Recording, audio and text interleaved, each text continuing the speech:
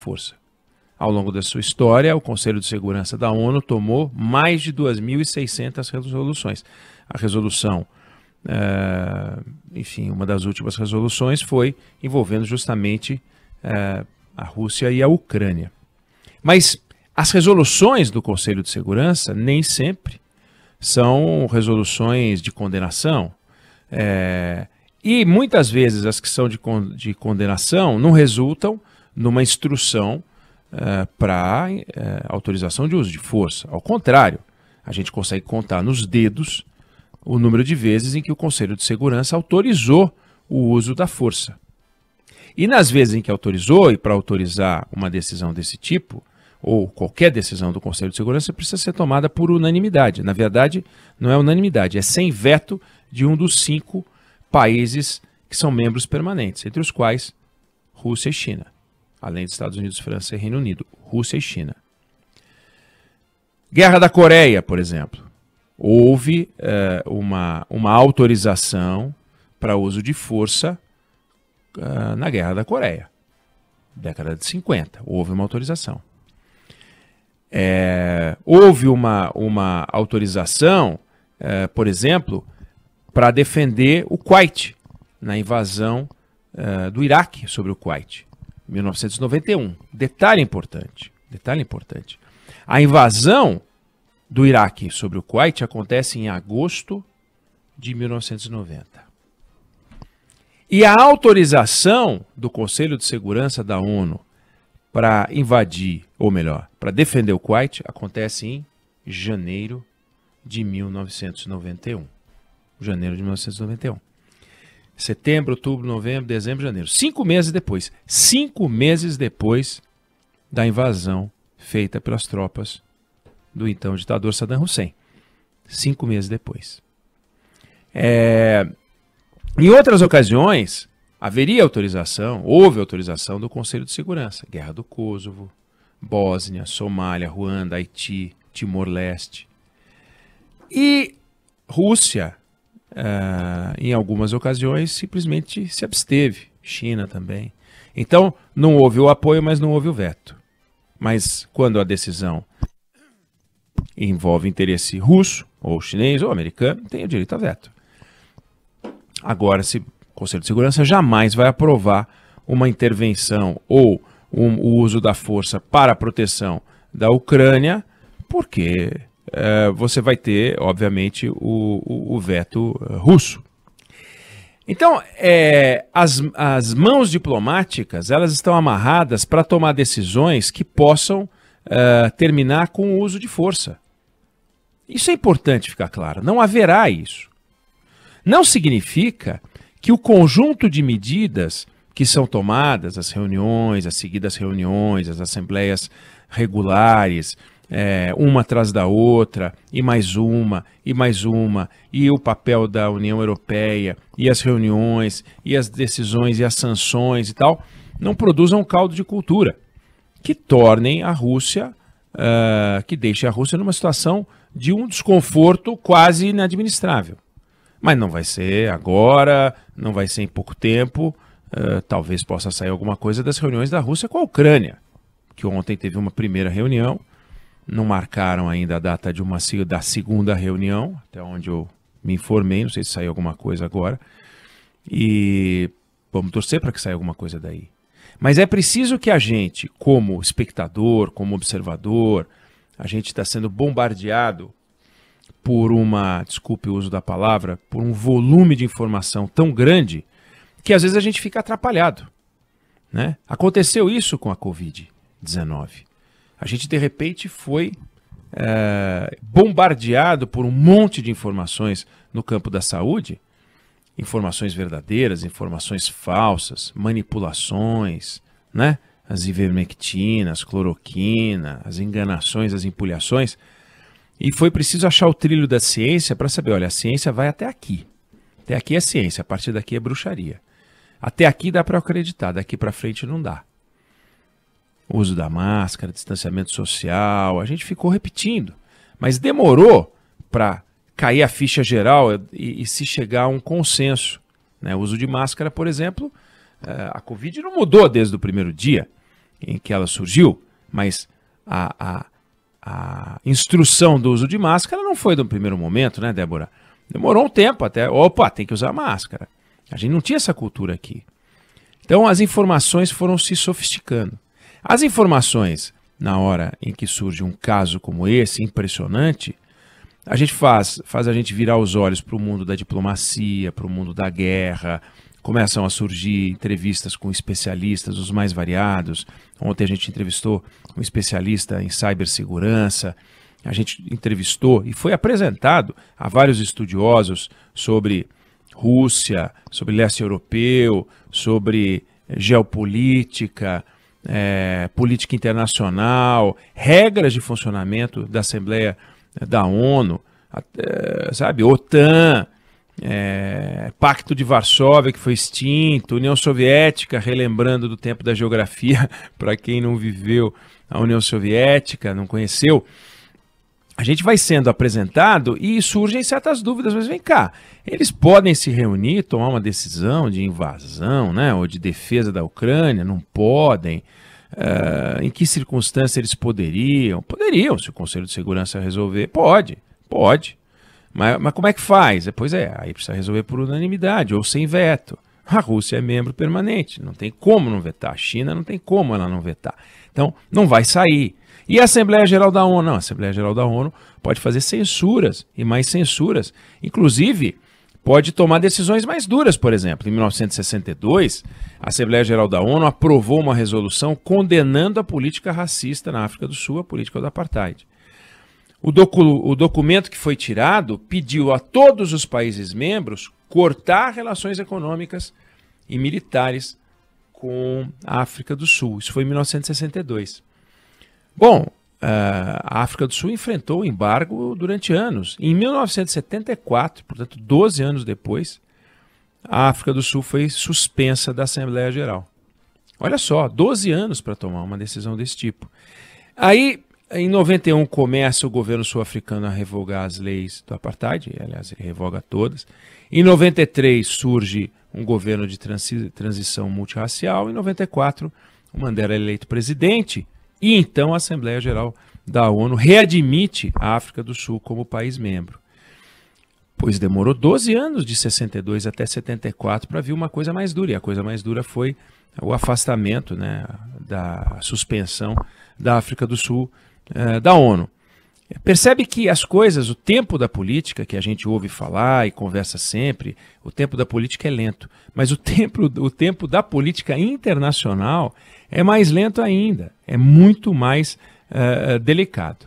Enfim, é para a gente não ficar criando falsas expectativas, é para a gente entender que isso tem uma importância política muito grande, são recados importantes que a Rússia recebe, pressões que ela recebe, mas que não se espere de Bruxelas ou de Nova York uma decisão que possa simplesmente resultar no envio de tropas para lá. Bom, pelo que sei, já estamos na ponta da linha com o Luiz Fernando Godinho, da Acnur, é isso? Isso, já está nos ouvindo. Estamos na ponta da linha. Excelente. Então, Godinho, muito obrigado por conversar com a gente. A Acnur é a agência da ONU que cuida dos refugiados. Vamos combinar? Esse é o centro da discussão, porque quem paga a conta é a população. Quer dizer, ficam lá os governantes decidindo o que eles vão fazer, começam os bombardeios, começa a guerra e a população sofre, ela perde sua... Nunca viu nada evoluir de maneira tão rápida e de maneira tão espantosa como essa atual crise que a gente vê derivada dessa ação militar na Ucrânia. Os números atualizados de ontem para hoje subiram de 550 para 660 mil, e para efeitos de planejamento, nós estamos estimando que esse número de refugiados pode chegar a 4 milhões de pessoas, dependendo da evolução da crise militar, da situação na Ucrânia. Bom, esse sentimento, essa angústia que você falou, é verdade, está sendo verificada já em loco pelas nossas equipes que estão operando nas fronteiras da Ucrânia. O que os colegas têm dito é que as pessoas têm chegado, de certa maneira, num estado bom de saúde, não estão chegando pessoas feridas, por exemplo, mas já chegam com bastante traumas psicológicos, né? Mas a partir do momento em que o número vai evoluindo, que o número de pessoas refugiadas vai crescendo e vão se concentrando nesses países, começam a surgir demandas clássicas da resposta humanitária, né? A questão da segurança alimentar, questões de saúde, a própria estrutura de abrigamento dessas pessoas e questões que vão se derivando, né? Como, por exemplo, o risco de violência de gênero, uma vez que o perfil dessas pessoas que chegam hoje nas fronteiras da Ucrânia, que conseguem ultrapassar, é basicamente formado por mulheres e crianças, na sua grande maioria, né? Como nós sabemos, os homens de entre 18 e 60 anos não estão sendo autorizados a deixar a Ucrânia. Então, tudo isso vai se somando a uma situação que já era complexa dentro da própria Ucrânia. Como a gente sabe, o país já vinha enfrentando problemas relacionados a crises e conflitos desde 2014, já tinha uma população refugiada dentro da Ucrânia, pessoas deslocadas internamente dentro da Ucrânia. Tudo isso torna o cenário muito mais complexo para permitir uma resposta humanitária adequada para essa situação. Godinho, num primeiro momento as pessoas chegam no país, obviamente elas são acolhidas até pelas pessoas na rua, dão água, dão comida, agasalho, está frio lá. Mas depois de um tempo, e a vida do refugiado continua a ser uma vida de refugiado, vai virando paisagem. O problema dele continua a ser o mesmo. E as pessoas já não são tão acolhedoras porque começam a disputar emprego, porque precisam arrumar lugar para a criança estudar, vem a xenofobia, que é uma questão importante, enfim, adensamento, moradia, porque ninguém quer ficar só buscando a segurança alimentar. Eu tenho o que comer, eu tenho onde morar, eu quero viver. Eu morava numa casa bacana, eu dava aula na universidade, agora eu tenho um emprego que não paga aquilo que a minha formação, né, enfim, desenhou.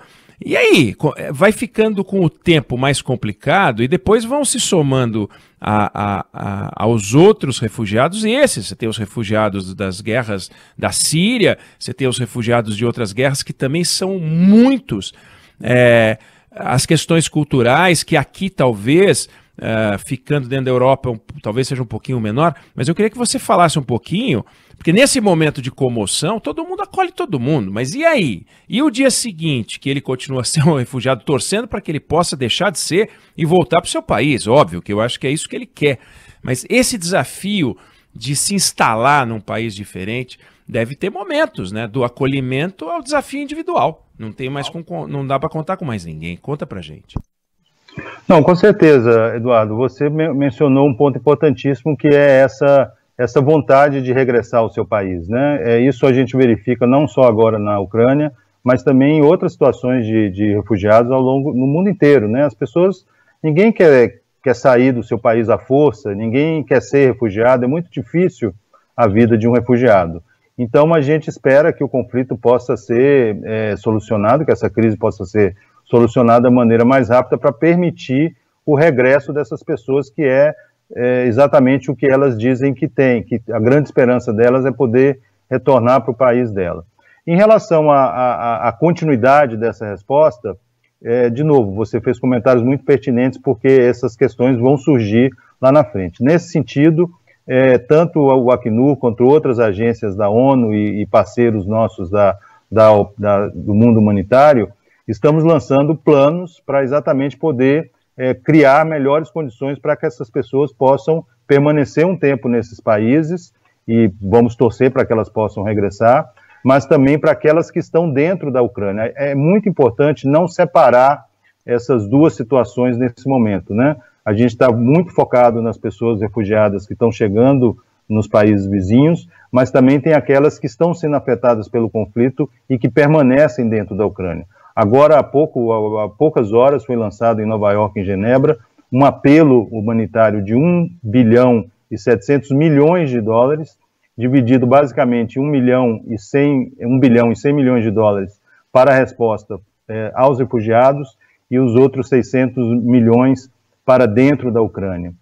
Mas aí essas ações, elas estão sendo planejadas exatamente para dar uma maior garantia de apoio aos países, para que eles possam dar essa resposta sem necessariamente afetar a situação das comunidades que acolhem essas pessoas.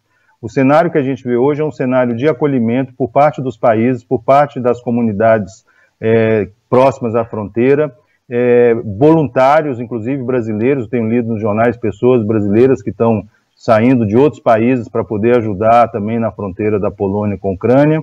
É um momento de bastante comoção em que as pessoas se mobilizam em torno disso. Mas os planos, a ação humanitária, ela tem também os seus tempos de maturação, né? Começa com essa resposta emergencial para salvar a vida das pessoas, abrigamento, água, comida, né, saúde, e depois você vai, dentro desse planejamento que foi lançado hoje, você já tem medidas de médio e longo prazo, como, por exemplo, assegurar a escola para essas pessoas, melhorar a infraestrutura das cidades onde essas pessoas estão sendo acolhidas, questões de inserção dessas pessoas no mercado de trabalho, mas é claro, isso vem com um tempo mais à frente, né? Agora, o objetivo imediato é poder acolher essas pessoas que estão deixando a Ucrânia e aquelas que estão dentro da Ucrânia afetadas pelo conflito também possam ser atendidas. Dentro da Ucrânia, a situação é bem mais complexa, por causa da ação militar em curso, que impede as equipes humanitárias de muitas vezes chegarem até o local onde essas pessoas estão e até mesmo dialogar com a autoridade que é responsável por aquele território. É um momento tão crítico que mesmo essa autoridade não está muito bem identificada em algumas situações.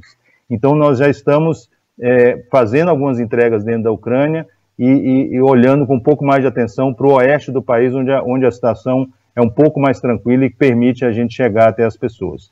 Mas esse processo de integração, essa jornada das pessoas refugiadas no seu processo de deslocamento é bastante complicado, é bastante doloroso, e a gente espera, não só nós aqui como outras agências da ONU, ter os meios suficientes para poder apoiar os países que estão dando essa resposta tão importante nesse momento. Gabriel Alfano. Estamos conversando aqui na Band News FM com o Luiz Fernando Godinho, que é oficial de informação pública da Acnur, a agência da ONU para refugiados.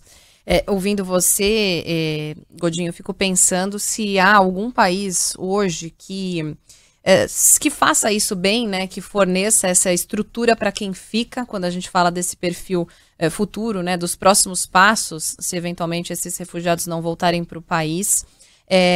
E apenas confirmar, né, por que a situação é diferente agora.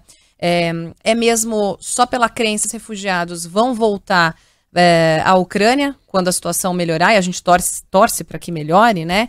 Ou se tem outras questões envolvidas como religião, cor de pele, país de origem. Qual que seria hoje o maior desafio de quem acolhe, quando você fala no fornecimento de moradia, emprego, saúde? Tudo isso está muito relacionado, né? Olha, a gente está atento a esses relatos que estão acontecendo aí de algumas dificuldades de pessoas cruzarem a fronteira da Ucrânia com outros países, mas o Acnur acompanha isso e, obviamente, que faz o lobby, né, o advocacy, junto aos países que estão recebendo, para que essa ajuda seja indiscriminada, que não haja qualquer tipo de restrição, independente da origem da pessoa, da sua crença religiosa, enfim, das suas diferentes orientações que ela pode ter. Esse trabalho é feito com a gente. Temos que lembrar que, obviamente, o controle migratório é feito pelos países, não é feito pelo Acnur ou por qualquer outra agência das Nações Unidas, né? Quem controla as fronteiras do país é o próprio país. E essa urgência agora, Débora, ela vem muito em outra forma. Ela vem, por exemplo, não só em alimentos, né, e água, como nós falamos, mas também em itens que são necessários de uma maneira mais urgente. Cobertores, colchonetes, kits de higiene, kits de limpeza, lâmpadas solares, né? Em alguns lugares estão tendo interrupção de energia, então é importante manter a iluminação desses locais. As coisas vão acontecendo ao seu tempo, né? O momento atual e a situação é muito fluida, muda muito rapidamente. Estamos focados agora em acolher, em apoiar o acolhimento das pessoas que estão deixando a Ucrânia e também aquelas que estão deslocadas dentro do país por conta da crise, por conta dessa ação militar que está em curso. Essas questões de mais médio prazo, elas virão ao seu tempo, né? E tudo vai depender, como nós sabemos, de como que o conflito vai evoluir, como se essas pessoas vão permanecer nos seus países ou vão poder, de alguma maneira, regressar para a Ucrânia, que é o que a gente espera. Bom, a gente conversou com o Luiz Fernando Godinho, oficial de informação pública da Acnur, a agência da ONU encarregada de tratar com os refugiados. Godinho, muito obrigado pelas suas informações, os esclarecimentos, e a gente volta a conversar para atualizar esses números com você. Existe alguma forma, para encerrar, de quem está nos ouvindo, de apoiar de alguma maneira a Acnur? Existe alguma maneira de ajudar e que você gostaria de passar algum contato, um telefone, um site, alguma forma? Não, sim, nós lançamos ontem, na verdade no meio da semana, no feriado a gente fica meio perdido que dia, mas enfim, foi na semana passada, a gente já está no ar um site de doação, que a melhor maneira das pessoas apoiarem agora é fazer doações financeiras que possam financiar a nossa resposta lá na Ucrânia. Como eu falei, existem esses dois grandes planos que foram lançados hoje, né? 1,1 bilhão para as pessoas fora da Ucrânia e mais 600 milhões dentro da Ucrânia. O Acnur está envolvido em todos os dois planos. Então temos um site de doação na nossa página na internet, www.acnur.org.br, no qual as pessoas podem entrar e fazer a sua doação, que serão muito bem recebidas, e eu agradeço antecipadamente a todos e todas que possam fazer essa doação para financiar a nossa resposta lá. Excelente. Então, www.acnur.org.br. Exato. É isso? Esse o www nem precisa, vai na barra de busca, coloca Acnur, org.br e vai chegar na página, tem lá a opção de doação dos valores. Excelente. Valeu, Godinho, muito obrigado pelas informações e a gente volta a conversar. Ok, obrigado a vocês. Boa tarde. Obrigada, até a próxima.